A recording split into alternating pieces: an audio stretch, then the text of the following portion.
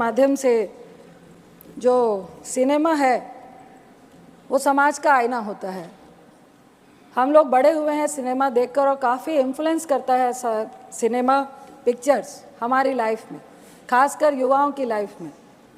आजकल कुछ इस तरह की पिक्चरें आ रही हैं, अगर आप कबीर से शुरू करें, पुष्पा से शुरू करें, और अभी एक एनिमल पिक्चर चल रही है। मैं आपको कह नहीं पाऊँगी कि मेरे बेटी के साथ भी बहुत सारी बच्चियाँ थी जो कॉलेज में पढ़ती हैं, सेकेंड ईयर में पढ़ती हैं। आधी पिक्चर में उठ के रो के चली गई कि इतनी आखिर हिंसा और इतना वायलेंस और महिलाओं के साथ डिसरिस्पेक्ट को जस्टिफाई करना पिक्चरों के द्वारा, मुझे लगता है कबीर में जिस तरह वो अपनी वाइफ को ट्रीट करता है और इस मूवी में जिस तरह से वाइफ को ट्रीट करता है और लोग और समाज और पिक्चर भी उसको जस्टिफाई करते दिखा रही है, ये बहुत ही सोचनीय विषय है।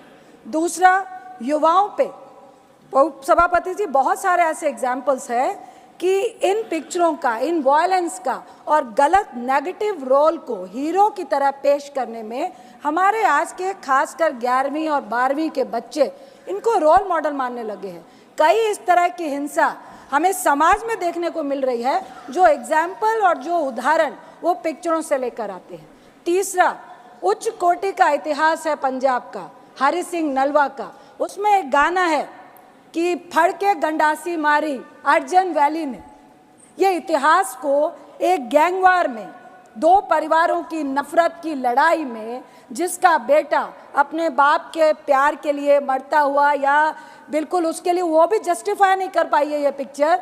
और उसमें वो सरेआम हॉस्टल में, कॉलेज में, बिल्डिंग्स में बड़े बड़े हथियार लेकर मारता है और कोई कानून, कोई लॉ एंड ऑर्डर, उसको कोई सजा नहीं जाता है। ये भी हम पिक्चर में जस्टिफाई कर रहे हैं।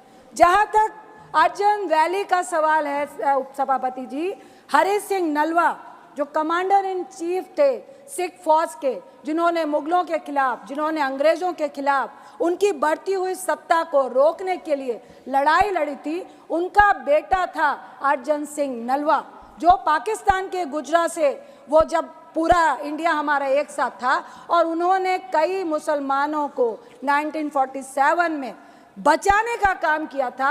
इस उच्च कोटि के इतिहास को आप एक गैंगवार में, आप उस गाने को बैकग्राउंड में दिखा के, जो हमारी धार्मिक आस्था को भी बहुत ज़्यादा दर्द महसूस करवाता है। गुरु गोविंद सिंह जी जो सिखों के 10वें गुरु हैं, वो जब मुगलों से लड़ाई लड़ रहे थे,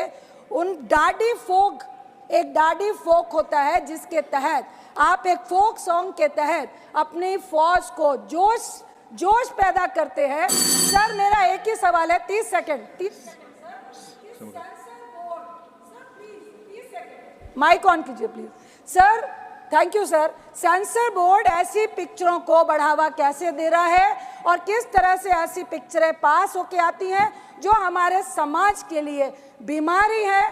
ऐसी पिक्चरों का कोई भी स्थान हमारे समाज में